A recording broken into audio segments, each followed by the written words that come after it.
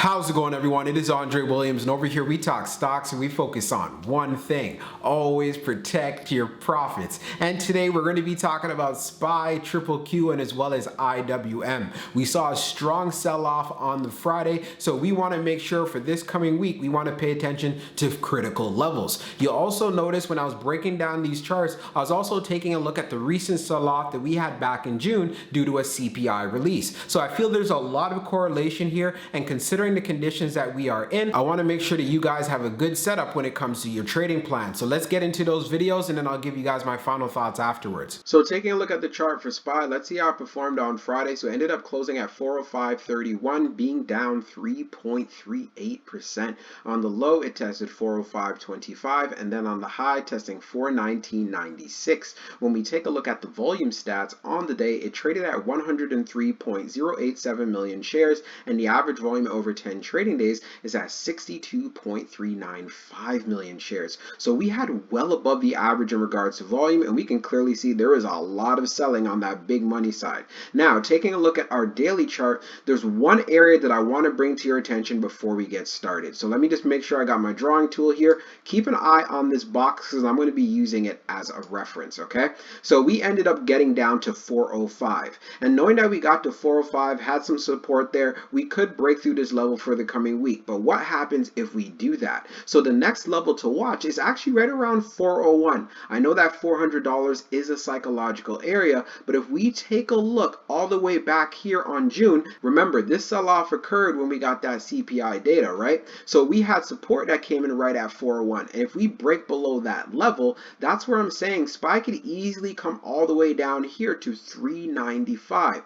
But breaking through 395, that's where we start going down to 390, and then you'd want to see, would it be able to bounce? So if we don't get the bounce at 395 or 390, then things do not look good whatsoever. That's where we can actually see SPY wanting to come down to test all the way to 380. And the reason why 380 is important, we do have a gap that needs to be filled right here around 378. So will this happen for the coming week? I'm personally not seeing that, but I'd want to see if we could bounce off of that 400 level, make a move to 405, and maybe get to around 411. But if we get rejected, it really doesn't look good. And if you're wondering why I chose 411, is because this was an area that we consolidated in back in June before we had the strong sell-off, so please keep that in mind. And if we decide to have a really strong reversal, we know that SPY does have a gap that needs to be filled, which would be at 421.18. Again, this is not something that I'm looking for to happen. It looks very unlikely. And then when we take a look at our chart with the moving averages, you can see that SPY got rejected right at the 200-day. We broke down, and then we're below the 20-day, we're below the 100-day, and it's very possible for us to come down to the 50-day moving average at 398.56. That's why I said 400 is very likely in this current situation, and if we break below that 50-day moving average, things definitely do not look good. So taking a look at QQQ, it closed on Friday at 307.44, being down 4.10%. On the low, it tested 307.35, and then on the high, testing 321.51. For the volume stats, you can see we traded at 69.048 million shares, and the average volume over 10 trading days is at 45.679 million shares. So well above the average in regards to volume, and we can clearly see that big money was doing some selling. When we take a look at our chart, which is a daily chart, let's pay attention to some key levels here. So if QQQ decides to continue its pullback, we could start coming down to around 302.80. Why is this area important? Same thing with the SPY chart, and I'm going to show you guys this breakdown zone here that we had when we came out with that CPI data and had that strong sell-off. We could see it was a clear support around this area. So breaking right through it, the likelihood of QQQ coming down to 294 increases significantly. It also was an area of resistance upon getting that breakdown as well when it was trying to move up, and then it gapped down again. So watching that 294 level will be very key. We break right through it, we start coming down to 288, and if we can't hold 288, then we see QQQ going down to 280 and wanting to see what it would do from there. Can it actually pull this move off for the coming week? Hey, if it happens, great, but I'm definitely not looking forward to it. I feel like a move like this would take some time, but I could be wrong. But I want to see if QQQ could hold 302.80. If not, it will break below 300, and that's where it starts looking weak. And then when we take a look at our chart for our moving averages here, QQQ did not get the opportunity to get to the 200-day moving average. So it is below the 20-day moving average, and it broke below the 100 200 moving average. So getting down to the 50 moving average is very likely, and that's at 303.50.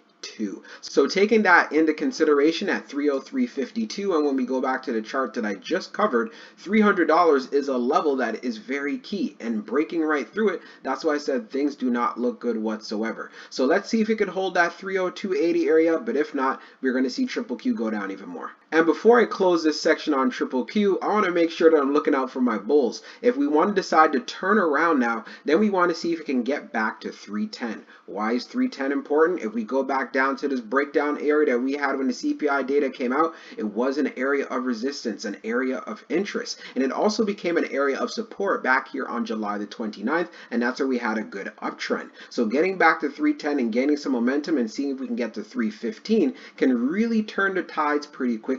But in my personal opinion, it is not looking likely, but it's not something that you should completely ignore. So taking a look at IWM, we closed at 188.98, being down 3.29%. It saw a low at 188.66, and then it saw a high at 195.44. Taking a look at the volume stats on today, you can see we traded at 24.177 million shares, and the average volume over 10 trading days is at 20.248 million shares. So we had above average volume, and of course, just like the whole entire market, we had some selling pressure. So taking a look at our daily chart, and like we did on the SPY and as well as for the Triple Q, we want to look at the breakdown area when CPI data came out in June. So let's get out our drawing tool here. We're going to put a big circle within this range. So now here we are. So we ended up seeing a low at 188.66. So knowing this is in the same breakdown area, we want to see if IWM can hold 187.19. If it breaks below 187.19, then there's a strong likelihood it can come down to 183.45.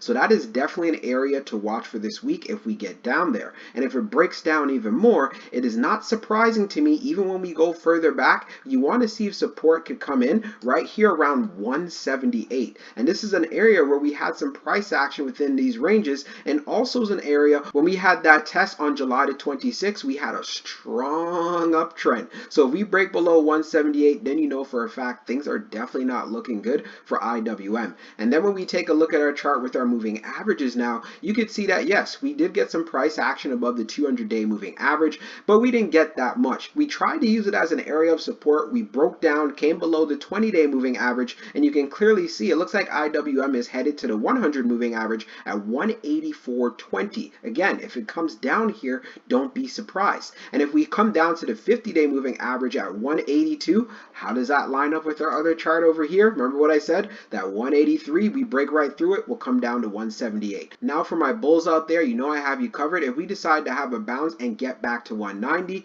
we want to see momentum being gained. If we go all the way back to where we broke down before those CPI numbers, you can clearly see this was an area of resistance. So we can turn this into support, then IWM should make another test going to 193, and getting to 195 would be a different story. But if we get rejections, whether it's at 190 or 193, then I can see a downtrend occurring, and we'll get down to a lower low that we saw on the Friday. So let's see what happens. So for my final thoughts for the overall market, it's definitely going to be interesting for this coming week. We can continue to have some selling pressure, but with the sell-off that we had on the Friday, we could have some bounces, and we can't be naive of that. We also have to take into consideration Jerome Powell. He's still going to be waiting on further data before he actually comes through and confirms his decision, but he did sound quite hawkish on the Friday, and that's why the market reacted. But the only thing I have to tell you, if you are a trader, the trend is your friend. Don't try to predict reversals and so forth. Stick to your trading plan. Take your profits when they come, and do not get greedy whatsoever.